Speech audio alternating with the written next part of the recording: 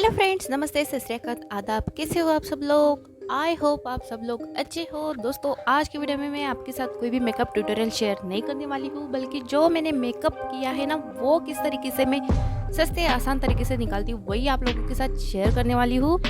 तो दोस्तों, पहले पानी से स्टार्ट करती हूँ। मैं पानी पी लेती हूँ बहुत सारा, कुछ भी काम करती हूँ उससे पहले पानी पी लेती हूँ। पानी से क्या होता है ना, ऑक्सीजन मिलता है और हमारा ब्रेन जो है ना फ्रेश हो जाता है, हैप्पी हो जाता है, ये सब भी बोल सकते हैं हम लोग। दोस्तों, ऊपर से ना पानी के कारण हमारे शरीर के सारे टॉक्सिन्स रिमूव हो जाते हैं। इससे ना हमारी स्किन जो है ग्लासी टाइप शाइनिंग ग्लोइंग हो जाती।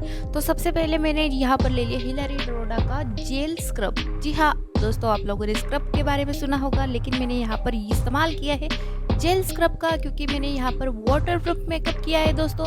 तो इस जेल की खास बात क्या होती है आप लोगों को बता दूं। ये कोई स्पॉन्सर वीडियो नहीं है, लेकिन मैं जो सच में इस्तेमाल करती हूँ वही आप लोगों के साथ शेयर करूँगी। तो चलिए दोस्तों, आप लोगों को जेल स्क्रब के बारे में बता देती हूँ। अगर आप लोगों को पूरी जानकारी चाहिए होगी जेल स्क्रब की, तो हमारा वीडियो है ऑलरेडी, मैंने आई बटन पर शो कर दिया है, जिसका मैंने रिव्यू दिया है ना, वही यहाँ पर इस्तेमाल किया है मैंने जेल स्क्रब। हाँ जी, तो जेल स्क्रब से क्या होता है ना, हमने जो फाउंडेशन की लेयर अप्लाई की होती है ऊपर से कॉम्पैक्ट का भी एक लेयर होता है, तो दोनों को अच्छी तरीके से रिमूव कर देता है जेल स्क्रब हमारा। अगर हम लोग स्क्रब इस्तेमाल करते हैं तो डायरेक्टली हमारे स्किन के ऊपर इफेक्ट करता है, बट अगर हम लोग जेल स्क्रब का इस्तेमाल करते हैं तो डायरेक्टली कांटेक्ट नहीं होता है हमारे स्किन के साथ। तो बहुत ही अच्छा है, एफिशिएंट है, ऊपर से बजट में है। शायद 299 रुपीज़ में मिल गया था मुझे इस्तेमाल करते हुए 1.5 साल हो गया। तो 1.5 साल से मैं इसे ही इस्तेमाल करी। इसका सिर्फ और सिर्फ एक ड्रॉप ही हमें काफ़ी होता है। फिर उसके बाद दोस्तों, क्लीनिंग हमारी जो फर्स्ट स्टेप है ना, उसमें मैंने यहाँ पर अच्छे से वेट वाइप की हेल्प से मेरा जो पूरा मेकअप है ना, वो अच्छे से निकाल लिया है। दोस्तों, हम लोग ना हमारे फेस के ऊपर क्लीन काफ़ी टाइप से कर सकते हैं। फेस वॉश के साथ हम लोग हमारा फेस अच्छे से क्लीन कर सकते हैं, या फिर क्लींजिंग मिल्क होता है, थर्ड में हमारा होता है यहाँ पर स्क्रब भी होता है, वेट वाइप्स भी होता है। लेकिन दोस्तों, ये जो क्लींजिंग की टाइप है ना, ये अलग अलग टाइम पर हमें इस्तेमाल करना है, हमेशा एक ही तरीका इस्तेमाल नहीं करना है। यानी कि फेशियल में अगर हम लोग क्लीन अप करते हैं ना, तो हमें यहाँ पर इस्तेमाल करना है स्क्रब का, या फिर क्लीन अप करते टाइम हमें क्लींजिंग मिल्क के साथ यहाँ पर क्लीन अप करना है, या फिर मेकअप निकालते टाइम हमें वेट वाइप्स या फिर फेस वॉश का इस्तेमाल करके मेकअप अच्छे से निकाल लेना है। तो ये सारे स्टेप जो होते हैं क्लीनिंग के, अलग अलग टाइम पर हमें करने हैं। तो यहाँ पर फेस अच्छे से क्लीन होने के बाद हमेशा की तरह सस्ते प्रोडक्ट के साथ मेकअप निकालना है। तो मैं यहाँ पर इस्तेमाल करती हूँ कोकोनट ऑयल। कोकोनट ऑयल हमारे स्किन के लिए काफ़ी अच्छा होता है। इससे क्या होता है ना, चेहरा नरिश हो जाता है। लेकिन बहुत लोगों को क्या प्रॉब्लम होती है दोस्तों, कि हम लोग जब कोकोनट ऑयल इस्तेमाल करते हैं तो उनका फेस थोड़ा सा काला हो जाता है, पैची हो जाता है, ऑयली हो जाता है। तो इन सारे चीज़ों से बचने के लिए अपने फेस को सूट होता होगा वही ऑयल हमें यहाँ पर इस्तेमाल करना है। फिर उसके बाद दोस्तों, सारा का सारा अच्छे से रिमूव कर लूँगी फेस वॉश की हेल्प से। यहाँ पर क्लीन अप भी हो गया था मेरा अच्छे से। फिर उसके बाद मैंने यहाँ पर स्किन को नरिश भी कर लिया था, और थोड़ा मेरा स्किन ड्राई है तो कोकोनट ऑयल के साथ थोड़ा सा यहाँ पर मॉइस्चराइजर भी लॉक हो जाता है स्किन के ऊपर। तो यहाँ पर फेस वॉश कर दूंगी अच्छे से, सारे चीज़ें यहाँ पर निकल जाएंगी। जो हमने पहले जेल का इस्तेमाल किया, फिर उसके बाद कोकोनट ऑयल का इस्तेमाल किया स्किन के ऊपर की लेयर पर, तो जा चुका है। तो ऊपर से हमें क्या काम है, तो अभी सारी चीज़ों को अच्छे से हटा दूंगी। दोस्तों, यहाँ पर फेस वॉश होने के बाद पानी की हेल्प से मैंने यहाँ पर मेरा जो कॉटन का कपड़ा था ना, उसे सिकुड़ के मेरे फेस के ऊपर कुछ इस तरीके से यहाँ पर टैप टैप कर लिया है। इससे क्या होगा ना, हमारा जिसको स्किन है ना, वो टाइट हो जाएगी दोस्तों ऐसे काफ़ी सिंपल से जुगाड़ होते हैं, जिसकी हेल्प से ना हम लोग काफ़ी अच्छे से हमारे फेस को हाइड्रेट रख सकते हैं, क्लीन रख सकते हैं, ग्लोई रख सकते हैं, शाइनी रखते हैं। चलो भाई, यहाँ पर अभी क्लीनिंग हो गई, नरिशिंग हो गई, तो यहाँ पर टोनर की बारी आती है। तो टोनर के लिए मैं यहाँ पर न्यूड कंपनी का फेस मिस्ट इस्तेमाल करती हूँ। दोस्तों, अगर नहीं है ना सिंपल सा, तो क्या करना है आप लोगों को, रोज़ वाटर ले लीजिए। रोज़ वाटर की हेल्प से ना अच्छे से टैप टैप करके अपने फेस के ऊपर लगा लीजिए। इससे क्या होगा ना, हमारे जो ओपन पोर्स होते हैं ना, वो क्लोज हो जाते हैं, और हमारी स्किन ना टाइट रहती है, शफल सी रहती है, और हमारा ना मेकअप भी काफ़ी अच्छे से इस स्टेप के साथ अच्छे से सेट हो जाता है। दोस्तों, बहुत सी लड़कियों का क्या होता है, मेकअप अप्लाई करने के बाद सीधा सो जाती है। क्या करें हम लोग, हमें काम ही उतने रहते हैं, घर का काम, ऊपर से बाहर का काम। अगर आप लोग वर्किंग वूमन हो तो उसी के साथ हमारा ऑफिस का काम भी रहता है। तो अपने स्किन के लिए, अपने के लिए, खुद के लिए तो टाइम मिलता ही नहीं है बिल्कुल।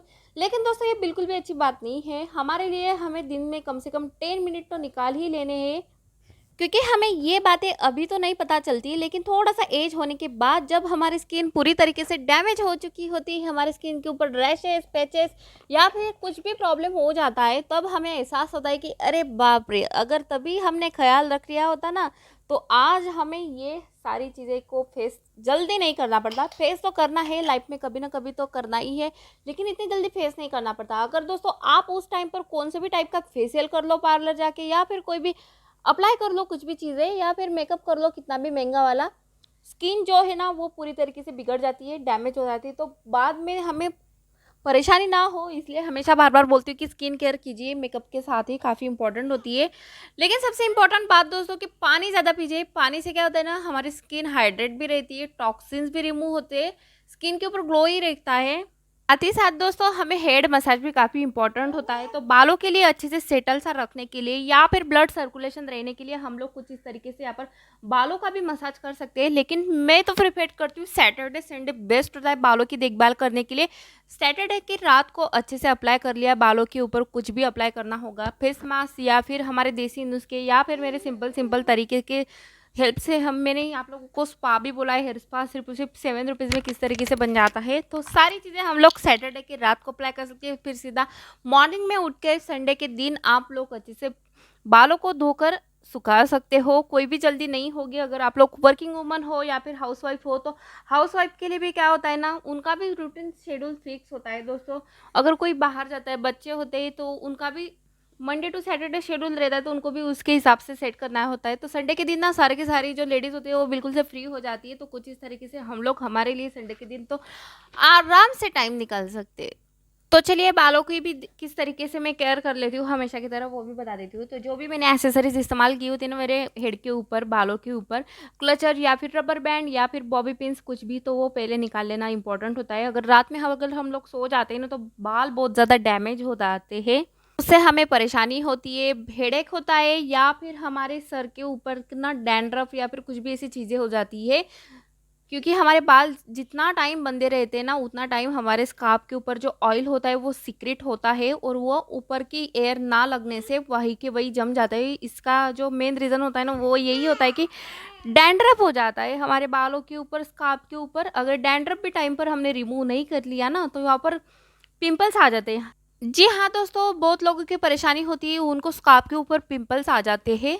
तो यही रीज़न होता है कि ज़्यादा टाइम तक बाल बांधने नहीं है आप लोगों को। अगर बांध भी लेते हैं तो उसे बार बार हमें फ्री करके एयर थोड़ा सा चलते रहने देनी है। इससे क्या होगा ना, हमारे बालों के अंदर अगर एयर काफ़ी फ्री तरीके से आती जाती रहेगी, तो बाहर के जो डर्ट पोल्यूशन है ना, ऊपर से ऑयल सारा का सारा यहाँ पर सूख जाएगा, नेचुरली यहाँ पर इवेपोरेट हो जाएगा। तो काफ़ी अच्छा ऐसा जुगाड़ है। तो बालों को तो मैं तो ज़्यादा प्रिफेर नहीं करती हूँ बांधना, क्योंकि मुझे पसंद नहीं। ऊपर से मेरा जो सर है ना वो हेडेक भी हो जाता है। तो सिंपल तरीके से मैं कुछ भी जो मुझे पसंद आता है वो हेयर स्टाइल कर लेती हूँ। नहीं तो ठीक है, मेरे बाल ज़्यादा बड़े नहीं हैं, मैं कोई भी यहाँ पर हेयर स्टाइल नहीं करती हूँ, सिर्फ अच्छे से कंघी करके छोड़ देती हूँ। अगर आप लोगों को पसंद होगा तो आप लोग कुछ इस तरीके से सोते टाइम यहाँ पर बन भी बना सकती हो। दोस्तों सारी स्टेप्स मैं आप लोगों को दिखा रही हूँ यहाँ पर कि हम लोग किस तरीके से हमारे बालों को अच्छे से टाइट कर सकते हैं। तो पहले मैंने यहाँ पर क्लचर का इस्तेमाल किया था, बड़े क्लचर का इस्तेमाल किया था, फिर उसके बाद मैंने रबर बैंड का इस्तेमाल किया। फिर दोस्तों पहले आप लोगों को बता देती हूँ कि अगर आप लोगों ने कंघी नहीं की होगी तो कंघी कर लीजिए। पहले सोते टाइम भी आप लोगों को कंघी करना है, इससे क्या होगा ना, बाल ज़्यादा डैमेज नहीं होंगे और गिरेंगे भी नहीं। क्या करूँ, मेरी बेबी बहुत ज़्यादा परेशान कर रही है, तो उस आधा ध्यान मेरा उसकी तरफ है, आधा आप लोगों के साथ बातें करने में है, या फिर आधे ध्यान मेरा मेरी हेयर केयर करने में या फिर स्किन केयर करने में। तो यहाँ पर बालों को अच्छे से कंघी करने के बाद हमें कुछ 2 सेक्शन में डिवाइड कर देने। अगर आप लोगों को पोनी टेल भी पसंद होगी तो आप लोग यहाँ पर पोनी टेल का भी इस्तेमाल कर सकते हो। तो मुझे तो पसंद नहीं है, तो मैं कुछ इस तरीके से बड़े से क्लचर में यहाँ पर टाइट कर दूंगी।